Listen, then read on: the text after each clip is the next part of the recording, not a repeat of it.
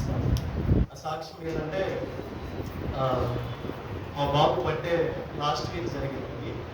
Actually మా wife అడుగుతూ ఉంది, బర్త్డే చేయాలి అని ఆమె ఎప్పుడు నుండి కొన్ని నెలల నుండి అడుగుతుంది. అలాగేమో బర్త్డేలు అలాంటివి ఏమి అదేం అనిపించదు. ఒకటేమో నేను అడుగుతుంటే నేను మౌనంగా ఉన్నా.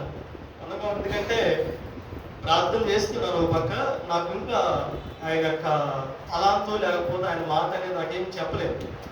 తర్వాత ఆఖరి క్షణాల్లో ప్రార్థన చేస్తుంటే దేవుడు జ్ఞాపకం చేశాడు. ఎందుకంటే ఒకప్పుడు నేను శ్రీమంతం అని ఒక ఆవిడ పెట్టినప్పుడు, ఎందుకంటే ఆ సైడ్ మా సైడ్ అన్ని జనాంగము వీళ్ళందరూ ప్రార్థనకి రాదు. ఇలాంటి విషయాలు అయితే ఖచ్చితంగా వస్తారు. ఆ ఫంక్షన్ చేసినప్పుడు కొంతమంది దేవుని మందిరానికే వెళ్ళని వాళ్ళు ఆ ఫంక్షన్ చేసినప్పుడు వాక్యానికి ఇంపార్టెంట్ ఇచ్చి అందరిని పిలిచినప్పుడు 2, 3, 4 దేవుని మందిరానికి వెళ్ళడం స్టార్ట్ అయింది.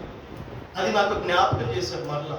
ఎందుకు ఆపేస్తున్నావు, అన్ని జనాలు మీ ఇంట్లో మీ కుటుంబాల్లో ఉన్నారు కదా, చర్చికి రారు, ఇది కూడా ఒక సూచన అని చెప్పి దేవుడు జ్ఞాపకం చేసినప్పుడు ఓహో సరే అని చెప్పి నేను ప్రార్థన చేస్తున్నాను. ప్రార్థన చేసినప్పుడు నా షెడ్యూల్ ఎలా అనిపించిందంటే, వర్షాకాలం అక్కడికి వెళ్ళగానే పూర్తిగా వర్షాలు పడుతున్నాయి. ఎట్లా అంటే మొత్తం ప్లేస్ అంతా మునిగిపోతుంది, అంతగా వర్షాలు పడుతున్నాయి. మా వైఫ్ అంటది తర్వాత చేద్దాంలే అంటది. మా నాన్నగారు ఏదైనా ఫంక్షన్ హాల్ అంటారు.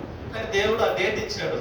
అన్నారు ఆ టయానికి అవసరమైతే దేవదూతం వచ్చేసి నీళ్ళు ఎత్తేస్తారు, ఆ టయానికి ఖచ్చితంగా జరగాలని చెప్పి దేవుడు జ్ఞాపకం చేశాడు అని చెప్పి. రాత్రి వర్షం పడుతుంది, నువ్వు రేపు పొద్దున్నే చూడండి ఖచ్చితంగా పడదు. ఇంకోటి ఏంటంటే, నాకు ఆ వారం అంతా షెడ్యూల్ ఉంది. ఎందుకంటే కొన్ని సంఘాలు ప్రార్థనలు నడిపించాలి, కొన్ని సంఘాలు స్థాపిస్తున్నారు. సేవకులకి అక్కడ డేట్ ఇచ్చారు. ఆన్లైన్లో ఉన్నాయి. కొంచెం శనివారం నుండి మళ్ళీ ఆదివారం దాకా అసలు ఒక్కరోజు కూడా ఖాళీ లేదు.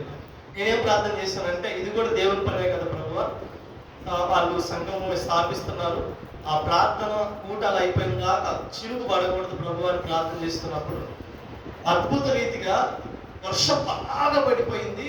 ఆ నైట్ నుంచి ఎప్పుడైతే ప్రార్థన చేసి దేవుడు ఆలకించాడో కూటాలు అయిపోయి మేము హైదరాబాద్ వచ్చి ఎప్పుడైతే దేవుని వాక్యం ద్వారా ఆ ప్రార్థన కూటాలు అయిపోయిన దాకా వర్షాన్ని ఆపేసి ఆ తెల్లారి కురిపించేసాడండి.